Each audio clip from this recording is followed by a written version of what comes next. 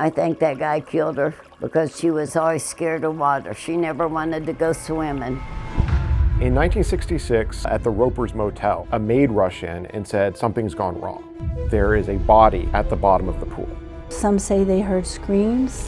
She's got an abrasion on her forehead. She had burn scars. It was an older man and a younger girl that were together. The man disappeared without a trace. There's a postcard and it says, "Well, I got lost. See you in a couple of weeks, maybe." We never thought it was her riding. So many people came by to see if that was their missing daughter. Her body was left there unidentified for over 50 years. The sheriff's department tells the detectives the original police file doesn't exist. The efforts to build the STR profile were successful, but there was no match when that STR profile was uploaded to CODIS. This is one of those cold cases with no leads, no answers, just a young girl and her identity locked away from society, like she just never existed.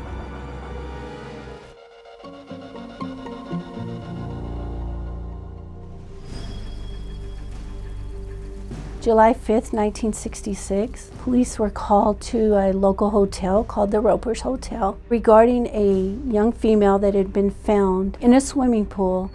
My name is Lisa Tarango. I'm the chief of police for the Pecos Police Department. She was taken out of the pool. EMS was summoned. Once the ambulance arrived, life-saving measures were attempted, but this young lady eventually was found to be deceased. Pecos, Texas is a small hardscrabble town in far west Texas, close to the New Mexico border. Very remote. Pecos is a very unique community. We are home of the world's first rodeo, so that's kind of our claim to fame. Currently, the oil and gas industry is a major economic boom that's happening in our community. Back in the old days, Pecos was a little nice town, quiet town. But as of today, you know, all this oil field business has really turned it into considered a big city.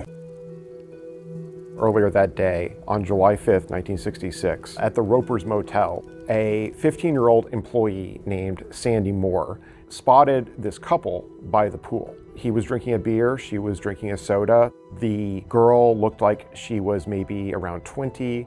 The man looked like he was about 10 years older. About 3 hours later, Sandy Moore was working in the office when a maid rushed in and said something's gone wrong. Sandy rushes to the pool, sees that there is a body at the bottom of the pool. She dives in, tries to get the body up, can't do it. A couple guests come by, they jump in the pool, and eventually they're able to get this young woman's body out of the pool. She's not breathing. They call the police. When the police arrive, the young woman is unresponsive. She's got an abrasion on her forehead about the size of a quarter. It was unclear whether that abrasion happened when she was being pulled out of the pool or whether she was struck in the head somehow before she fell in the pool. At some point, someone noticed writing in ballpoint pen on the sole of her foot. It was two words. It was Joe, J-O-E, and Lean, L-E-A-N. Nobody knew what this meant. The couple had checked into the hotel earlier that day as Mr. and Mrs. Russell Batuin. That's what they put on their registration card. When Mrs. Batuin's body was found in the pool, they couldn't find the man. They went to his motel room, knocked on the door. He opened it. It looked like he had just woken up from a nap. He came to the front desk. They told him that your wife has been taken to the hospital. So he asked for his registration card, saying, "Oh, I need this to identify myself to the police." During that time, whenever you checked into a hotel, you actually signed a card, which was a hotel registry. They allowed him to take that card. He followed the ambulance away from the hotel, only to never show up at the hospital. If the hotel had kept the registration card, it would have been much easier to find this individual who was going by Russell Batuin.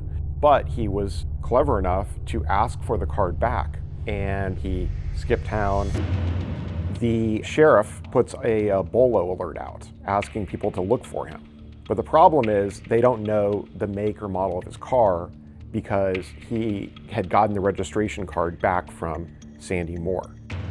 They didn't have anything certain as far as a license plate number It kind of started off as a dark colored vehicle, then it became a dark sedan, and then maybe somebody recognized a Kansas license plate.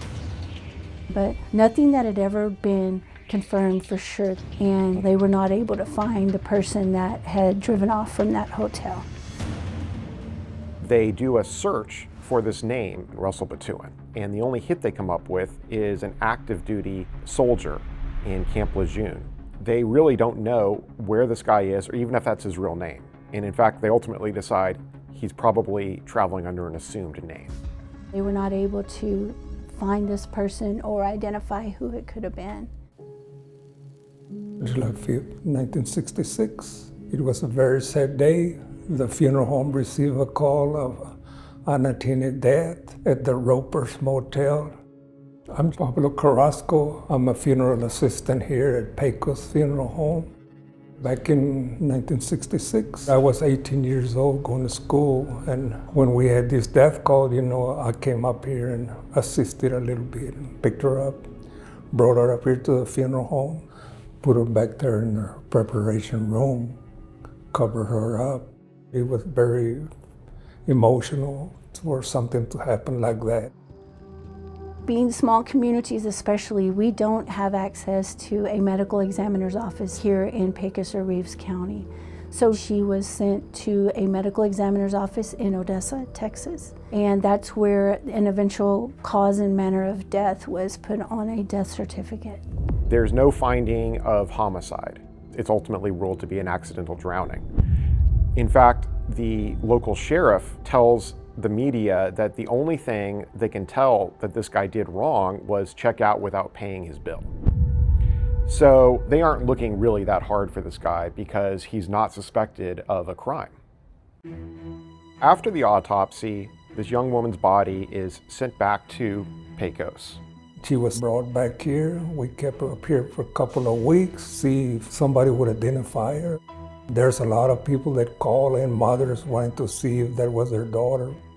There's been a lot of media coverage of the case in the town, and it's generated a lot of sympathy and curiosity about who this woman is. And in fact, the media coverage extends beyond Pecos. There are newspaper stories about this mysterious drowning that are syndicated in various parts of the country. The Pecos Funeral Home receives a number of letters from people all over the country asking if this could be their missing relative, their missing daughter.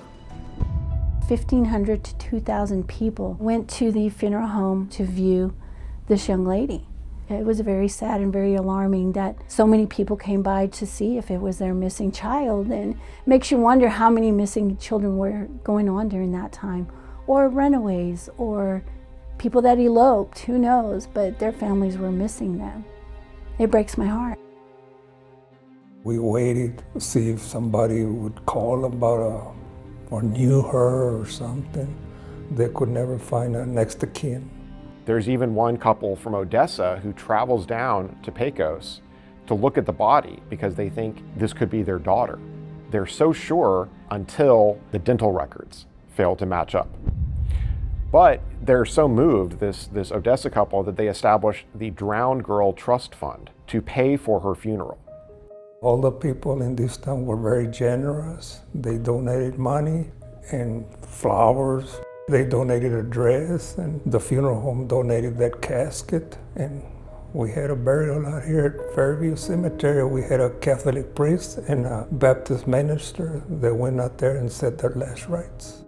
There was about 50 people who turned out to attend her funeral because they wanted to show that there were people who cared about her. I find that very emotionally humbling that our community pulled together like that. And to know the people of Pecos, you will understand that that's exactly what they do in times of need. And so she was buried here locally in our local cemetery. She was even given a headstone. It says, "Unknown Drowned Girl, 1966. Law enforcement during that time, they have limited resources. They first start locally to see if they can find somebody that may have any knowledge. They furthered that out into this West Texas area. Even during this investigation, they pulled in the FBI just to try to get a little more assistance. Unfortunately, after a while, the case just went cold. People in the town did remember her. Sandy Moore the 15-year-old employee at the Roper's Motel would go by and leave flowers on her grave every time she returned to Pecos for many years. Eventually, everyone started calling her Pecos Jane Doe, which got shortened to Pecos Jane. And this is how this young woman was known for the next 5 decades. In 2014, a man named Todd Matthews receives a strange email. Matthews is an employee of NamUs, which is the National Missing and Unknown Persons System. These are murder victims, unknown bodies that are found. He receives an email out of the blue from a Hotmail email address registered in the Netherlands, and the sender is identified only as JCJ. This email directs him to this 1966 drowning in Pecos, Texas. Matthews enters the information into the NamUs database. He doesn't get any hits, which means that no one has reported a missing person who fits this description. Now, he doesn't know whether that's because the family isn't aware of this database, or maybe the family has stopped looking for this young woman. Matthews ultimately decides the only way to get this woman identified is to get a little creative. So, going on the theory that she could have been a juvenile at the time she died, he connects with the National Center for Missing and Exploited Children. Once NCMEC gets involved, the case really goes into high gear. It's this organization that reaches out to Police Chief Lisa Tarango. They ask, would you be willing to restart the investigation?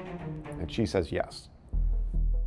We were contacted in June of 2019 by NCMEC to look at this case. I received a call from Ashley Rodriguez, who works with the National Center for Missing and Exploited Children. Of course, as a new chief here, I was like, don't know what you're talking about, but I would love to do the research to see what we could do to help. First person that came into my radar was Corporal Salcido. I was like, boy, do I have a case for you to work. My name is Felix Salcido, and I'm a corporal for the Patrol Division, also a investigator for accidents involving fatalities. My initial thought is, I can't do this, but having the assurance of our chief makes it a lot better. I'm the kind of person, as well as the corporal, if I'm given a task, not only are we gonna do it, we're gonna complete it. And so we set out to figure out who she is and where her family is. We realized, wow, this is a 55-year-old case. It does look like her information was put into NamUs, but it sat there for years because all they had was just basic information, and that was it.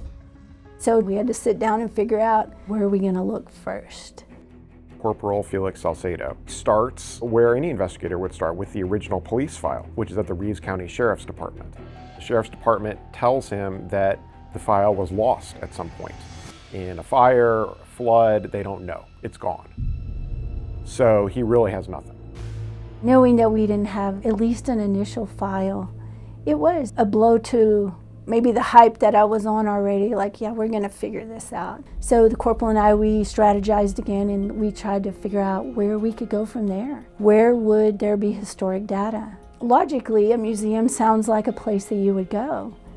The reason why we went to the museum was to see if, hey, let me talk to some people. Is there anybody here that knows about this case? Any kind of documents that may have happened? And so we spoke with a lady there at the museum, and as soon as I mentioned what we were there to do, she immediately knew, hey, I can tell you guys something about this.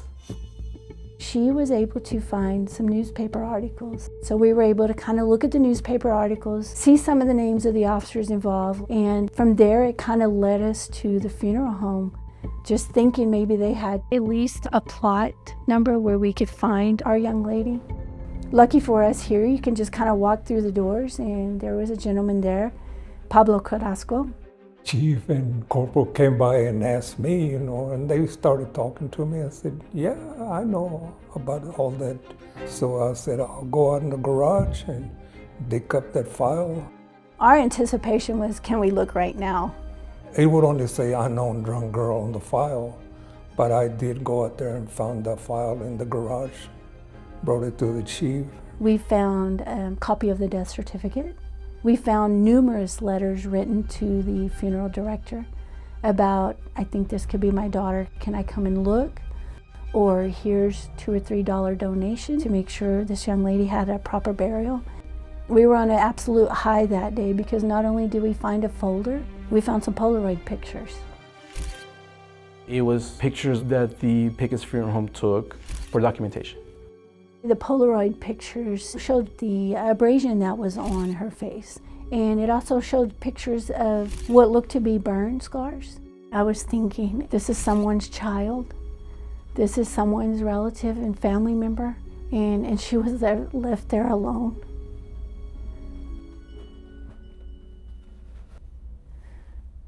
When we initially got the pictures, we were still working with the National Center for Missing and Exploited Children, and they offered the services of doing a sketch artist and kind of get those pictures being shared out in the media and see if we could get somebody to recognize her. So we would see different posts that NECMEC would send us, nothing that we were ever able to say, yeah, that could be her. After pursuing all of these investigative leads, ultimately Tarango and Salcido decide they need to get a DNA sample, and that means they need to exhume her body. We coordinated a day that we were going to exhume our young lady and move forward with the modern technology that's out there regarding DNA. On August 27, 2019, an excavator starts digging up the soil around Pecos Jane's grave. They go down about 6 feet and they hit the wooden coffin. There was quite a few people that assisted. What was really impressive to me is the corporal. He wasn't afraid to jump in there and help count bones, and that's exactly what they did. It was definitely an unforgettable experience. It's my first time, and I learned so much. I really cannot put it into words, but it was a very unique experience. We sent the skeletal remains to the University of North Texas for DNA testing, and pretty rapidly, COVID happened. And it's almost like all the lab personnel, everybody was pretty much sent home, and we felt like it became a screeching halt. Eventually, there was a DNA profile that was obtained. In these unidentified human remains cases, the first step is building a DNA profile using STR testing and then uploading that STR profile to CODIS.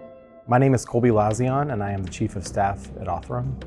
In John and Jane Doe cases, it's very infrequent where there's going to be a match or a hit in CODIS. We were fairly certain there was not going to be any type of CODIS match, but we let the samples run to see if there's going to be any hits, which we kind of knew there wasn't going to be. In this particular case, the efforts to build the STR profile were successful, but there was no match when that STR profile was uploaded to CODIS. And you have to think about this just from a timeline perspective. From 1966, essentially nothing is done in the way of DNA work until the mid-90s. That's when CODIS was brought online. There was no CODIS testing in 1966, and so Pecos Jane Doe would never be in CODIS. My name is Dr. Kristen Middleman, and I'm the Chief Development Officer at Othram. When you get to the point at which there's no match in CODIS, you can throw your hands up and say, well, we're done, DNA led to nowhere, or you can take the next step, which is to do forensic genetic genealogy. In May 2020, Othram case manager Michael Vogan is looking through the NamUs database, and he comes across Pecos Jane. He doesn't know much about it at the time, but he thinks this is a potential case that Othram could help with. So he reaches out to Pecos Police Chief Lisa Tarango and offers Othram's assistance. Here at Othram, one of the commitments of our team is to essentially clear NamUs. The National Missing and Unidentified Persons System today has 15,000 unidentified individuals cataloged. These are people who are John and Jane Does. They die without their identity being known. Many of these people are the victims of crimes. Many of these people have been unidentified for decades. And so our team here is constantly trying to move toward that goal of reducing the backlog of cases that seem hopeless, like in the case of Pecos Jane Doe. And so our case management team reached out. They kind of explained a little bit about genetic genealogy to myself and Corporal Salcido, where I was excited about it because at that point you just read a lot about how the science is progressing. We tried to look for funding to see what we would be able to do to fund a project for genetic identification. And the city was gracious enough to provide some of the funding, although we didn't have excess funding where we could just do this. And Mr. Vogan explained to me about crowdfunding. Unfortunately, funds are extremely limited for this type of technology, and back then, even more so. And so David and Michael implemented a crowdfunding system that Othram developed. It was very innovative at the time. In less than a week, we were able to fund the testing.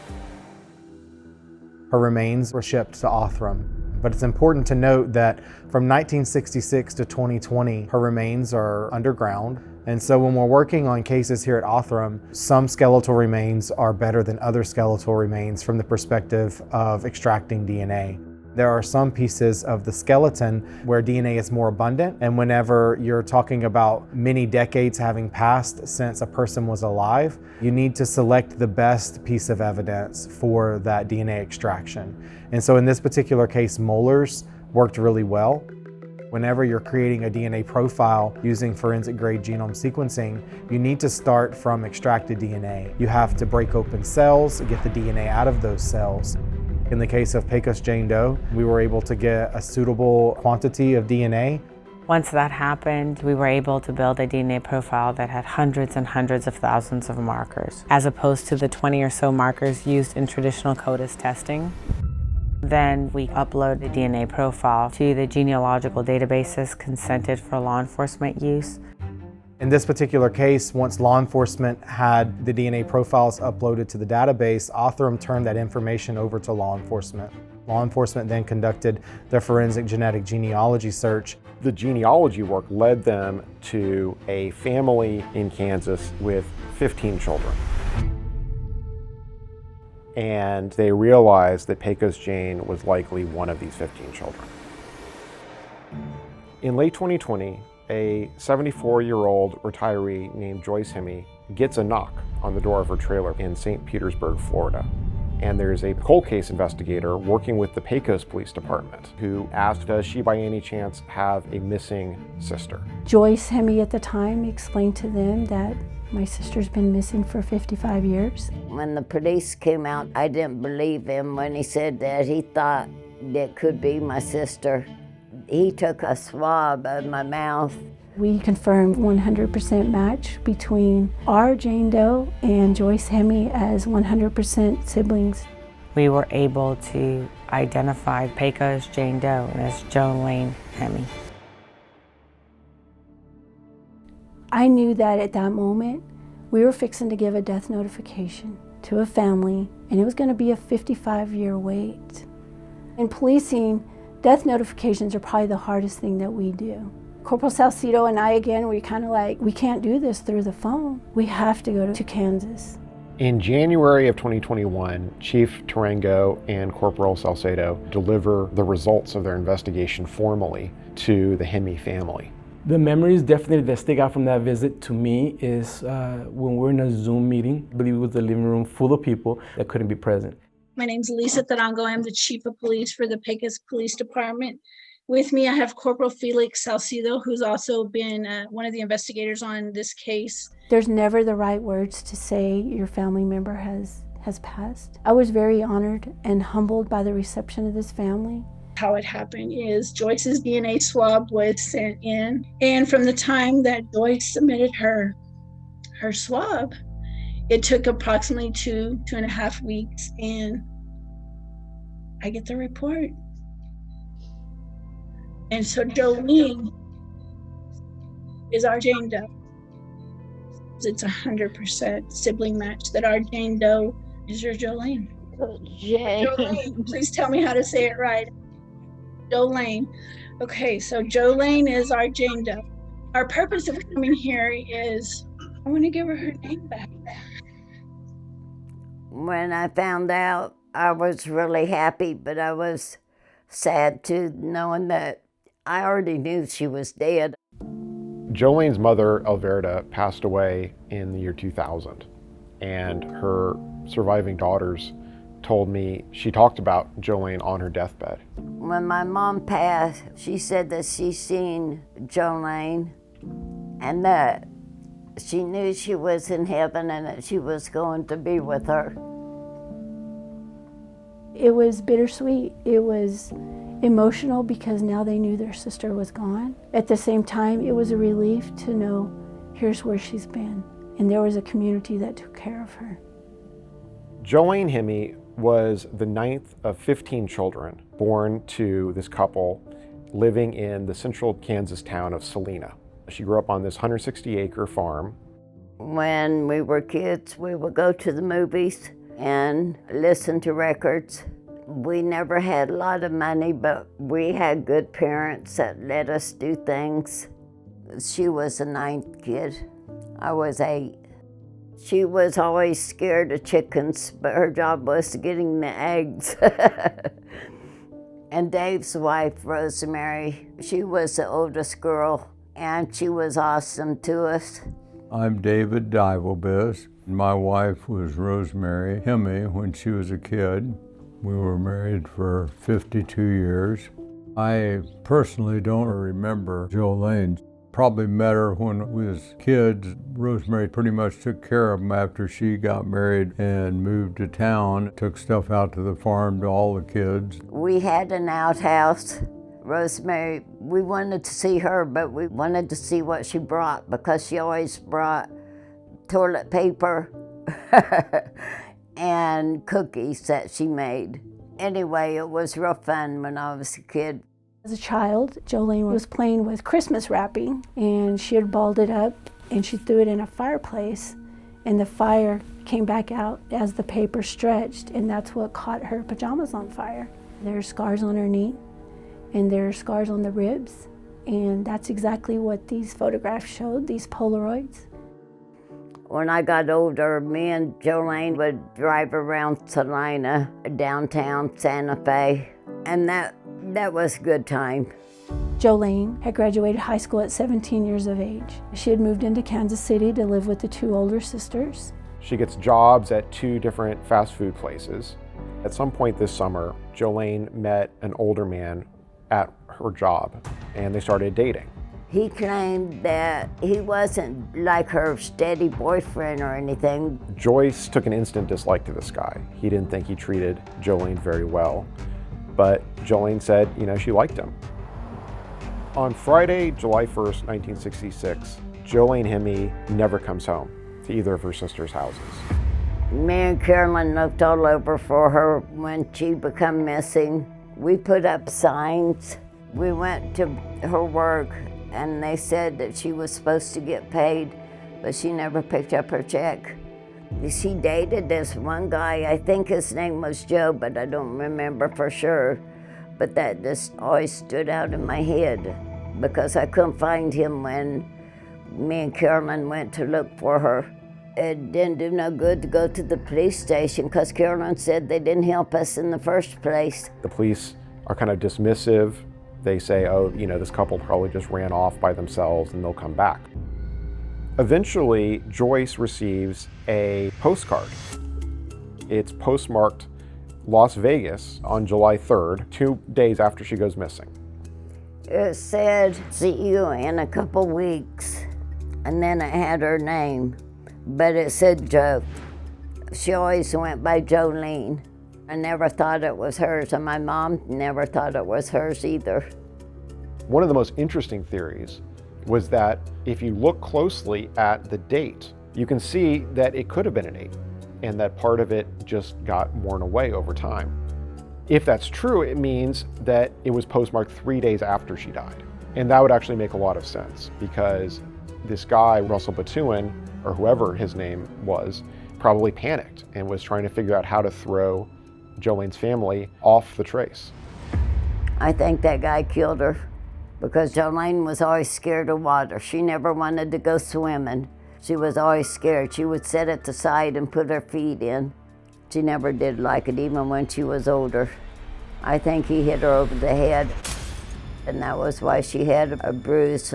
I don't think it was from falling in no damn water.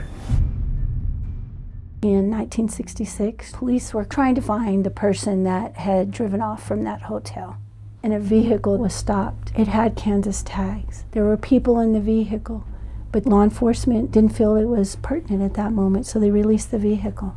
Technology is so different now. Even the ability to send out like administrative messages or bolos throughout the nation as compared to just notifying local counties that are within your area.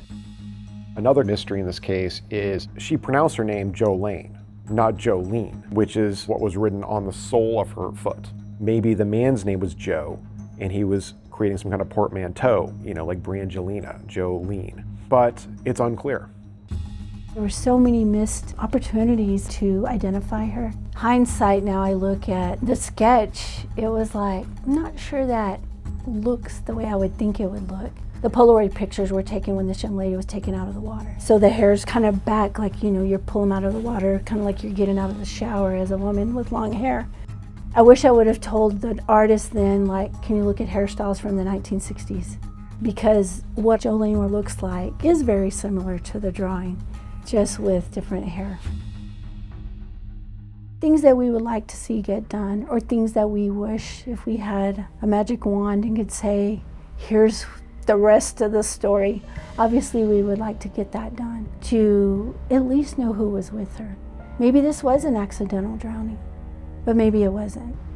That's probably what stays with me most of all as a law enforcement officer. We're a little bit shattered because we feel like we're not going to be able to provide the ending on this. We are very grateful and honored that we were able to identify her, but I wish I could give the family the rest of what they need. Once Pecos Jane had been identified as Jolene Hemme, her remains were sent to Kansas, where her family gave her a new burial, and they gave her a new headstone, this one with her real name. We all got to the cemetery and buried her. I don't remember anything about it. We had a memorial service out at the cemetery and buried her with her mom and dad. It was hard to let her go. She had become part of this community. There is an emotional attachment. A lot of the elderly people that do remember, they will tell you, that's our girl. But with the understanding that she was going to finally be back home with her family. This was one of the craziest stories I've ever worked on. The fact that you could have this mysterious drowning, no one knows who it was for more than 5 decades, and then it's suddenly solved in a matter of years using this new technology. It's incredible. I never knew that after so long, DNA can still be preserved. 1966, technology was obviously not what it is today, but here we are in 2026 and we still have tens of thousands of unidentified people here in our country, which just goes to show you that to solve these cases, the one thing that's really blazing a trail is the use of advanced DNA testing and forensic genetic genealogy. Technology has been working to solve all of these unsolvable cases. It's time to get the government to start putting pen to paper to actually fund this for law enforcement. How do we help others adopt this technology? Shouldn't we give every family the best chance to identify their loved one? If you're willing to give DNA samples to help solve cold cases, it's much appreciated. I feel there's no need for there to be cold cases anymore or unidentified Jane and John Does in the graves anymore. Without this technology, this case would have been cold forever. She would have never been able to be buried close to her family. Now they know where their loved one is. 33 years, I've worked a lot of cases. This is probably going to be one of my ones that I can say is most memorable because it touched a lot of people, not just including myself, my own family. My mom passed when we were kids. She would have been Jolene's age. My mom drowned accidentally. And so I think about that as a mom or as a daughter, how it affects them the rest of their life. You're never the same. Well, I'm sad that she's gone. I still miss her. But I know she's in heaven. I'm thankful for Lisa for opening the case again, bringing her home, for finding her.